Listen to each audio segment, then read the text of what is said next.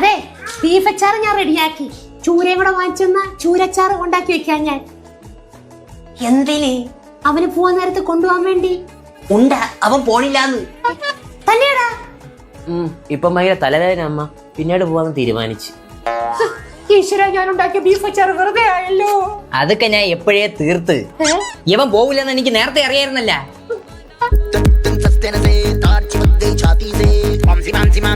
നീ കച്ചാറ് പോയ വിഷമത്തിലിരുന്നോ? മൂത്തവൻ പോയി കുടുംബം രക്ഷിക്കുമല്ലോ എന്ന പ്രതീക്ഷയിലിരുന്ന അച്ഛനാണ് ഞാൻ. ഇവൻ കേറിപ്പോയ മാസം അണ്ടിപ്പരിപ്പും ബദാമും കിട്ടൂന്ന് കരുതിയല്ലേ അച്ഛൻ ഇവൻ എക്സ്പോർട്ട് ചെയ്യാൻ നിക്കണ.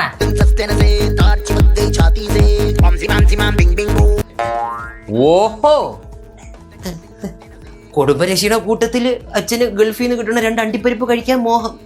എടാ ചെടുക്ക, നിന്റെ താഴെ 2 പെമ്പിളരാണ്, അത് ഓർമ്മ വേണം.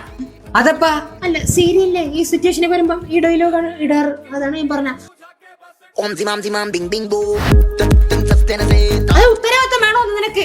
ദാണ്ട എല്ലായിടത്തും ചേർത്ത് പറയാണ്, ഒരു നല്ല വിസ കിട്ടാതെ ഞാൻ പോവില്ല. നീ ഈ നല്ല വിസയിൽ ഉദ്ദേശിക്കണത് എന്താണ്?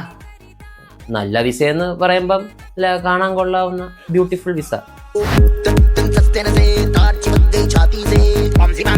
എല്ലാവർക്കും എന്നെ ഇവിടെ നിന്ന് കെട്ടിക്കണം, അതാണ് എല്ലാരും മനസ്സിലിരിപ്പ്. കെട്ടിക്കാനും നല്ലടാ മക്കളെ, ഇവിടെ നിന്ന് ഒഴിവാക്കാൻ.